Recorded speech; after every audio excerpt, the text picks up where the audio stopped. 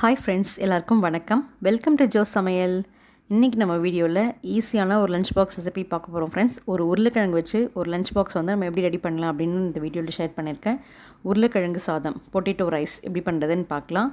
So இந்த சாதத்துக்கு பார்த்திங்கன்னா ஒரு பொட்டேட்டோ, ஒரு வெங்காயம், ஒரு தக்காளி இருந்தால் போதும், நம்ம சூப்பரான வெரைட்டி ரைஸ் வந்து ரெடி பண்ணிடலாம். ஸோ வாங்க இந்த உருளைக்கிழங்கு சாதம் எப்படி பண்ணுறதுன்னு டீட்டெயில்டாக பார்க்கலாம். கடாயில் 3 டேபிள் ஸ்பூன் அளவுக்கு எண்ணெய் ஊற்றிருக்கேன். கடுகு, சீரகம், சோம்பு, கொஞ்சம் உளுத்தம்பருப்பு போட்டு தாளிச்சிக்கிறேன். ஒரு பெரிய சைஸ் வெங்காயம் சாப் பண்ணி வச்சுருந்தேன், அதை ஆட் பண்ணி நல்லா வதக்கிக்கலாம். கூடவே இஞ்சி ஒரு துண்டு, அப்புறம் 3 பல் பூண்டு தட்டி வச்சுருந்தேன், அதையும் ஆட் பண்ணி நல்லா வதக்கிக்கோங்க. இப்போ ஒரு உருளைக்கிழங்கு பொடிசாக தோல் நீக்கிட்டு இந்த மாதிரி குட்டி குட்டியாக கட் பண்ணி வச்சுருந்தேன், அதையும் ஆட் பண்ணி நல்லா வதக்கி விட்டுக்கலாம். நான் ஒரு சின்ன டிஃபன் பாக்ஸ் அளவு தான் நான் லஞ்ச் பேக் பண்ண போகிறேன். அதனால அந்த டிஃபன் பாக்ஸ்க்கு இந்த ஒரு சைஸ் உருளைக்கிழங்கு எனஃப். நீங்கள் பெரிய சைஸ் டிஃபன் பாக்ஸில் நீங்கள் பேக் பண்ணுறீங்க அப்படின்னா நீங்கள் இன்னும் கொஞ்சம் பெரிய சைஸோ இல்லை 2 உருளைக்கிழங்கு கூட நீங்கள் ஆட் பண்ணிக்கலாம். ஸோ இப்போ மீடியம் சைஸ் ஒரு தக்காளி கட் பண்ணி வச்சுருந்தேன், அதையும் ஆட் பண்ணி நல்லா வதக்கிக்கலாம். இப்போ பொடி எல்லாம் ஆட் பண்ணிக்கலாம்.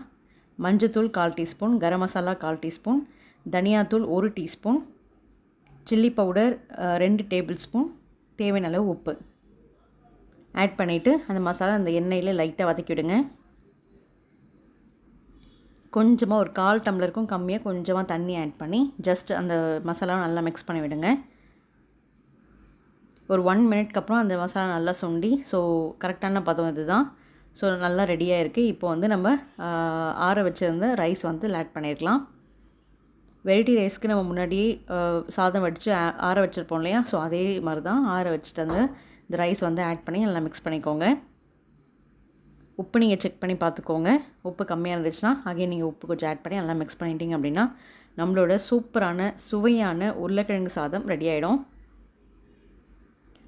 இதுக்கு சைட் டிஷ்ஷாக பார்த்திங்கன்னா ஆம்லேட் வச்சு சாப்பிட்டா சூப்பராக இருக்கும். அப்படி இல்லைன்னா ஜஸ்ட்டு வடகம் வச்சு சாப்பிட்டாலும் அருமையாக இருக்கும். கண்டிப்பாக இந்த ரெசிபி ட்ரை பண்ணி பார்த்துட்டு உங்களோட ஃபீட்பேக்கை மறக்காமல் எனக்கு ஷேர் பண்ணுங்கள் ஃப்ரெண்ட்ஸ்.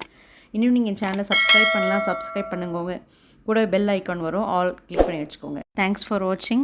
தேங்க்யூ.